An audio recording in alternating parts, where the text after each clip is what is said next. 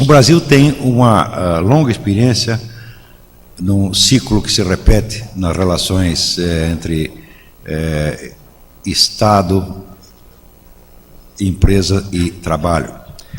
Esse ciclo é assim: o governo se intromete nas relações de trabalho, anunciando que faz isso para proteger os empregados. Daí sobrecarrega as empresas com contribuições trabalhistas, elas ficam endividadas, ficam descapitalizadas e daí tem que recorrer ao governo para pedir socorro. O governo, para socorrê-las, aumenta os impostos, tá certo? Aumentando o preço das mercadorias e colocando, diminuindo o poder de compra da população. Portanto, a população com poder de compra diminuído, então, não encontrará, evidentemente, empregos à altura de suprir as suas necessidades. E, com isto, o governo terá que fazer novos programas de responsabilidade social e coisas assim. Para isso, terá que aumentar mais um pouco os impostos, estrangulando um pouco mais as empresas, e assim por diante, indefinidamente. Tem alguém aqui que não sabe que as coisas são assim há 70 anos? Eu acho que nós temos uma vasta experiência disso. Isto é o que tem acontecido desde o tempo de Getúlio Vargas. Então, o que falta para nós tirarmos a conclusão de que o problema está exatamente na intromissão excessiva do Estado? Ora, se uma pessoa não consegue tirar conclusões da sua própria experiência, então é porque está com uma deficiência de inteligência, porque tem um viés, tem uma espécie de uma trave atravessada no olho e não consegue enxergar. Ora, se nós temos ainda alguma dificuldade de tirar esta conclusão, é porque essa discussão se processa, vamos dizer, num contexto que impede as pessoas de tirarem a conclusão correta. Qual é esse contexto? Esse contexto é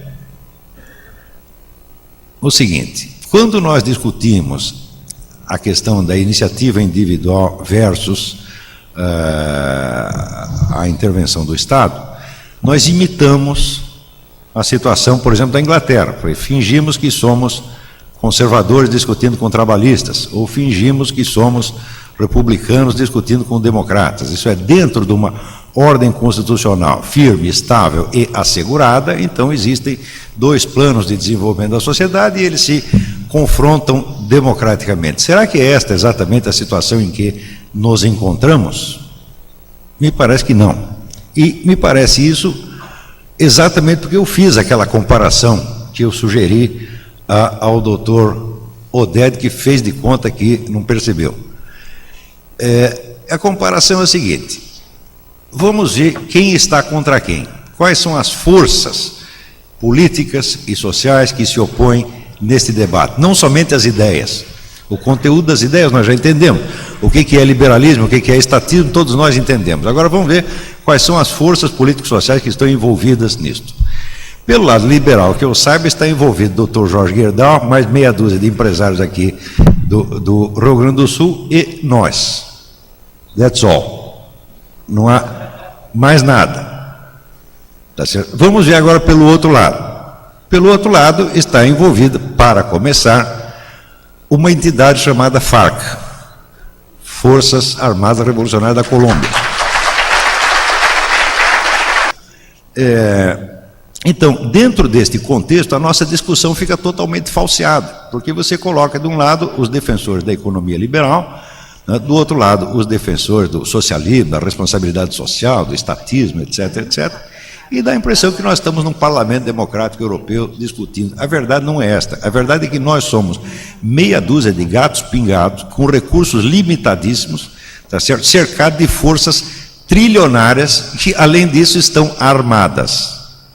Porque nós podemos perguntar: quantas armas tem o movimento liberal conservador aqui no continente? Quantas armas o IE tem? Não é isso?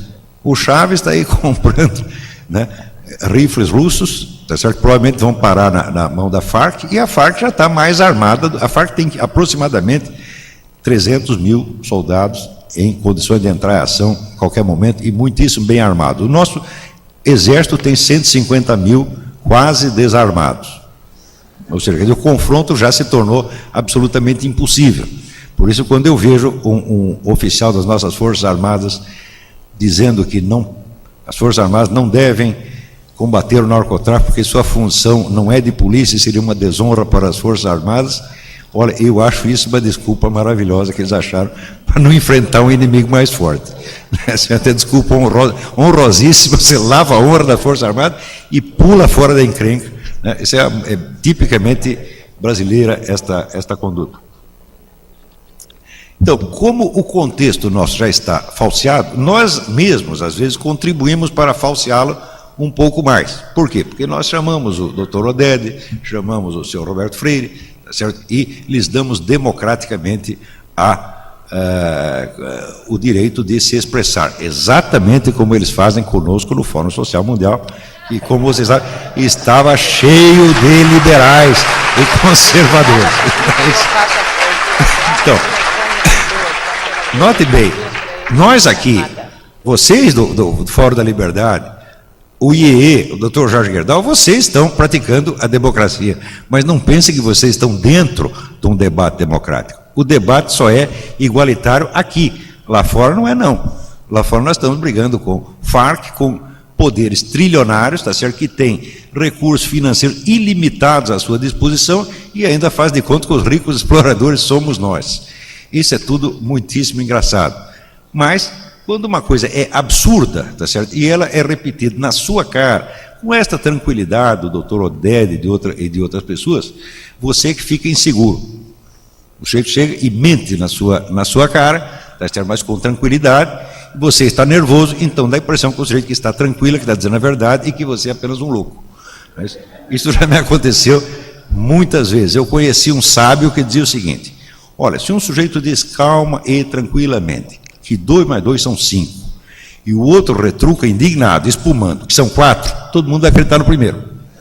É exatamente o que tem acontecido aqui. Essa tabelinha que apareceu aí, por exemplo, do índice de desenvolvimento humano, tá certo? Comparado aos impostos, ela deveria ser confrontada com uma outra tabela, que é aquela do índice de liberdade econômica, que é publicado anualmente pelo Wall Street Journal, e que muitos aqui eu creio que conhecem, porque a intervenção do Estado na economia é óbvio que não pode ser medida somente por impostos, mas por um conjunto de fatores limitadores.